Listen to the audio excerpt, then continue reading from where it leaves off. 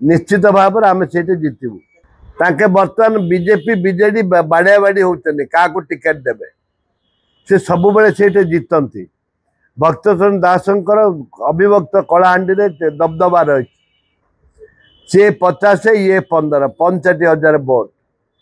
ये नवीन बाबू जानतु कि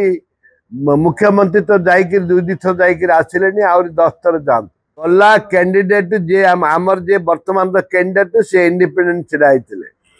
सी कांग्रेस लोक कांग्रेस टिकेट दे ना नदबार से रागिक इंडिपेंडेंट अभिमान इंडिपेंडेंट छिड़ा 50,000 ऊपर वोट पाई बीजेपी से जितवार प्रश्न उठुनि कांग्रेस भक्तचरण दास निज निर्वाचन मिले एमपी कन्स्टिट्यूएंसी निज निर्वाचन मंडल निश्चित भाव आम से जितबू ताके बर्तमान बीजेपी बीजेडी बाड़िया बाड़ी होते क्या टिकेट देवे